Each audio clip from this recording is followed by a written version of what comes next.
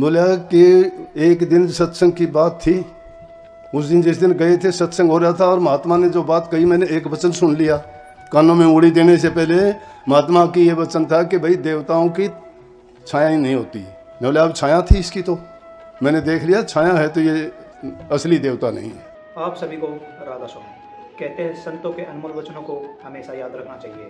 संतों के जो सत्संग जो वचन होते हैं उनसे हमारा जीवन का बेड़ा पार हो जाता है। तो जो आज का सत्संग का विषय है उसमें महाराज जी ने एक कहानी के माध्यम से बताया कि किस तरह चोर लुटेरे भी संत महात्मा शरण में चले जाते हैं और किस तरह संतों का थोड़ा सा उपदेश सुनने से भी हमारा जीवन सुधर सकता है।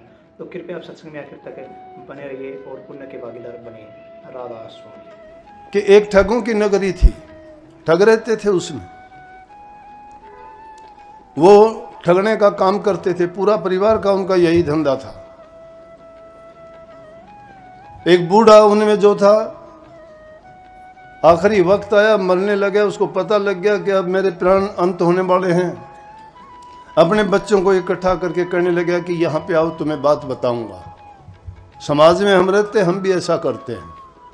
जाने से पहले बुजुर्ग अपने बेटे पोते लड़कियों धी जमाइयों को इकट्ठा करके कहते हैं देखो मैं वृद्ध हो चुका हूँ, मैंने उसका ये देना है, मैंने उससे ये लेना है, मैंने उसका ये कर दिया, मैंने उसका ये कर दिया, मैंने सब हिसाब कर दिया है, ये बाद में तुम्हें इस तरह से करना। अचानक तो कोई बात हो जाती है तो अलग बात है, नहीं तो बड़ी अवस्था होने के बाद इंसान सोचता है कि मेरा अंत समय है और उससे पहले मैं सब हिसाब किताब करवा दूं। और सोचते भी हैं हम, इंसान अपने लिए नहीं बल्कि अपने आने वाली पीढ़ियों के लिए जीता है। समाज का हमारा दस्तूर नियम है, ये एक प्रथा पड़ी हुई है, एक ऐसा रिवाज बना लिया कि हम नहीं जीते, हम जीते जी भी अपने लिए नहीं, संतान के लिए करते हैं, उसके लिए भी नहीं। हमने ऐसे देखे हैं अगर हमारे बेटे गलत रास्ते पे चले जाते हैं, कोई शराबी हो जाता है, कोई और दूसरे उल्टे सीधे कामों में बर्बादी के रास्ते पे चल पड़ता है, तो हम बेटे की परवाह नहीं करते, फिर उस पोते को अपना लेते हैं कि चलो ये तो खराब हो गया, पोते को तो मैं ठीक बनाऊं।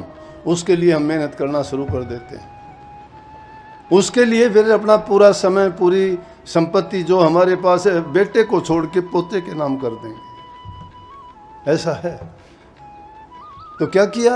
और यही खेल है माया का और काल का। वो जीव को घेरता है चाहे किसी भी तरह से, किसी भी चक्कर में डाल के, लेकिन जो जीव संतों की शरण में चला जाता है, उनके उपदेश वाणी वचन को मानता है, सत्य करके मानता है, झूठा हो तो भी सत्य करके मानो। क्यों सत्य करके मानो? कि उन्होंने अपने हित के लिए नहीं हमारे हित के लिए कही है। उस बात के मायने हैं, उसका अर्थ है। वो बिना अर्थ की बात करने से कोई मतलब हासिल नहीं होता। संत अपना समय बर्बाद नहीं करते, पर उपकार पर हित के लिए, जीवों के कल्याण के लिए, उनको ठिकाने लगाने के लिए, उनके निज देश में भेजने के इंतजाम करने के लिए, उनके लिए पहले उनको जीवन को संवारते हैं, चरित्र ऊंचा बनाने की बातें बताते हैं, घर परिवार में जीने की शिक्षा देते हैं कि वो किस प्रकार से समाज में रहें, कैसे घर गृहस्थी को चलाएं, किस प्रकार से सारे काम करते हुए वो जो मुख्य हमारा उद्देश्य है उसको ना भूलें। और वो क्या है कि गुरु की शरण में जाके सत्संग का करना। मानते हैं, जानते हैं, आप सब भी जानते हो कि हमारी इस घर गृहस्थी में रहते हुए चिंताएं और ज़रूरतें इतनी हैं कि जो समय हम जितना देना चाहें भक्ति में उतना समय नहीं दे पाते। लेकिन वो उतना समय नहीं दे पाते तो कम से कम जो अवसर मिलता है वो ज़्यादा से ज़्यादा समय सत्संग में बिताओ। और सत्संग के साथ साथ कम से कम कुछ भी नहीं कर सकते तो नाम के सुमरण में मन को लगाओ। और ज्यों ज्यों तुम मन को सुमरण में लगाओगे तुम्हारे मन के विकार दूर होते चले जाएंगे, मन और आत्मा शुद्ध और पवित्र हो जाएगी, जिसके कारण तुम अपने कल्याण की बातें सोचोगे, जीवन में ईमानदारी से, सच्चाई से। और जैसे दूसरा शब्द इसमें गाया था कि साधो सब्र बड़ा हथियार, उसको सब्र आ जाएगा, संतोष आ जाएगा, वो दूसरे की तरफ नहीं देखेगा। दुनिया में सबसे बुरी चीज है कि हम अपने आप को नहीं देखते, दूसरों को अच्छी तरह देखते हैं, उसके गुण नहीं देखते, अवगुण देखते हैं। कोयल को देख के उसकी मीठी वाणी को कोई नहीं, उसके रंग को देख के कहते कोयल काली होती है।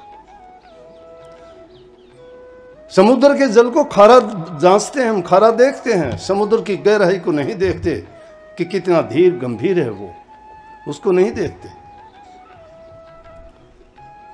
तो दूसरे की बुराइयों को तो देखने का प्रयास करते हैं, अच्छाई नहीं देखते। अगर अच्छाई देखें और अच्छाई देखने का प्रयास और प्रयत्न करें तो हमारी जो दृष्टि में विकार आता है वो नहीं आएगा। दृष्टि का विकार ही हमारे विचारों को विकृत रूप देता है, बुराइयों में ले जाता है। तो बात तो दूसरी ओर ना चली जाए, मैं वापस वहां लेके चलता हूं। बुजुर्ग आदमी था, अपने बेटों को कहने लगा, देखो बेटा, हमारा पेशा चोरी करना है, चोरी नहीं करेंगे, हमारा पेशा है ये। लेकिन एक बात बताता हूं कि अपनी जिंदगी में कभी किसी महात्मा का, फकीर का, किसी विचारक का अगर सत्संग होता हो तो उसके पास भी नहीं चले जाना। अगर ऐसा हो भी तो अपने कानों में उंगली दे लेना, कभी मजबूरी हो भी जाए तो उनके वचन ना सुन लेना। क्यों?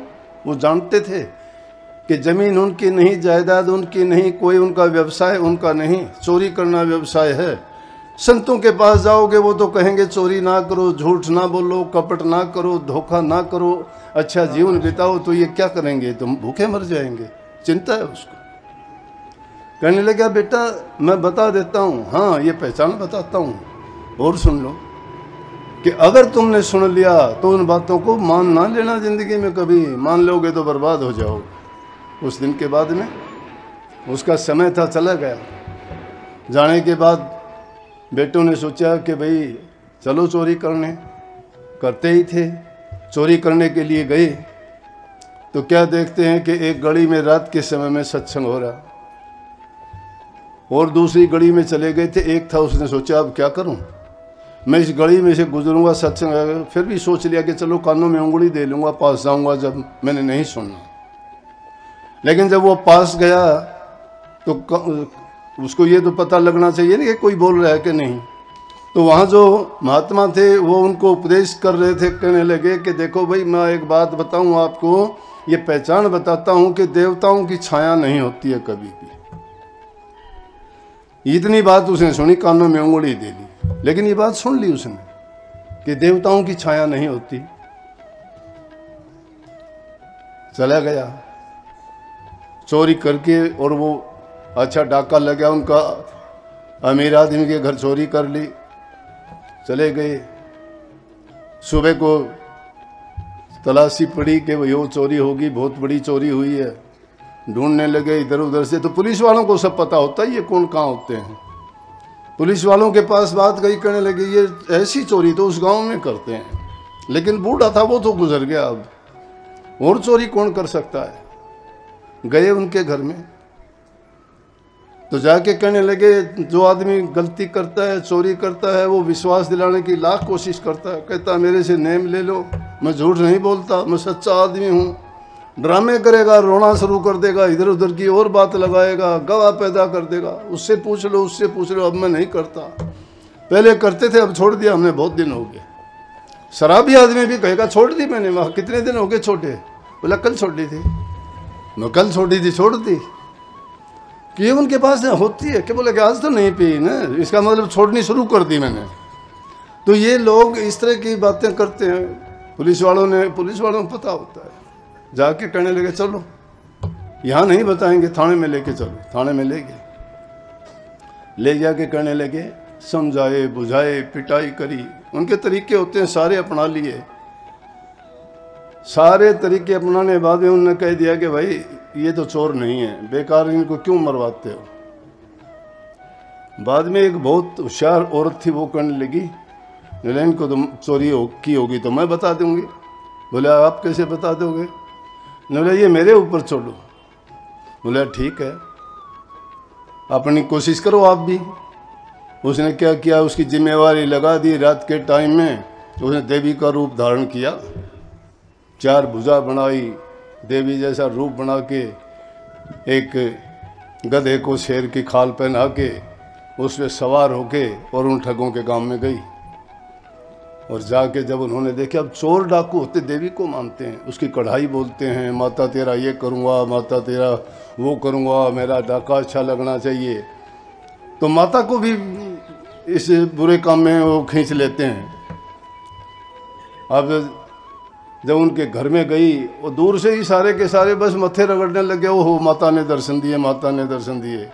और वो पूरे रोबदाब के बाद आशीर्वाद दिए, जीता रहो बेटा, बेटा मैं बहुत नाराज हूँ आपसे। बोले माता क्या कोई गलती होगी हमसे? बोला कि देखो मुझे पता है तुम बताओ या ना बताओ चोरी तो तुमने की है, लेकिन सच्ची बता दोगे तो अच्छी बात है, मैं तुम्हें बचा लूंगी। लेकिन अगर झूठ बोलोगे तो माता भी तुम्हारा कुछ सहायता नहीं कर पाएगी। सारे के सारे वो बताने ही वाले थे इतनी देर में। जिसने वो कहा था, कानों में उंगली दी थी, एक वचन सुन लिया था महात्मा से कि देवताओं की परछाई नहीं होती। रात का टाइम था, उसने देखा उसकी तो रोशनी में छाई थी, उसकी छाया को देख के बोला कि देवता कैसे? महात्मा तो कह रहा था छाया नहीं होती, महात्मा झूठ नहीं बोलते, ये तो फरेब है। उसने फट दे उनको रोक के कहने लगे हाथ जोड़ के, माता आपको तो पता हम चोर हैं कोई? माता के सामने हाथ जोड़ के माता को इतबार दिला दिया। वो जाके कहने लगी कि भाई वो चोर नहीं। जब वो चली गई, बोला भाई तेरी बात का यकीन कैसे हुआ? हम भी तो ये बात कहने, हमें क्यों रोक दिया? बोला कि एक दिन सत्संग की बात थी, उस दिन जिस दिन गए थे सत्संग हो रहा था और महात्मा ने जो बात कही मैंने एक वचन सुन लिया। कानों में उंगली देने से पहले महात्मा की ये वचन था कि भाई देवताओं की छाया ही नहीं होती। बोला अब छाया थी इसकी, तो मैंने देख लिया छाया है तो ये असली देवता नहीं है, देवताओं की तो छाया नहीं होती। बोले कि धन है भाई महात्माओं की बातों को तो बचा लिया, आइंदा के लिए चोरी नहीं करेंगे हम तो महात्माओं के पास जाके उनके वचन सुन के जिंदगी में उनके वचनों को माना करेंगे। सत्संग को पूरा सुनने के लिए बहुत बहुत धन्यवाद। हम आशा करते हैं आपने महाराज जी प्रवचनों को बड़ा ही ध्यान से सुना होगा। कृपया प्रवचनों को अपने जीवन में अवश्य उतारिए ताकि आपका जीवन सुधर सके। और अगर आपको सत्संग अच्छा लगा तो कमेंट में राधा स्वामी लिखकर पूर्ण के भागीदार अवश्य बने। राधा स्वामी।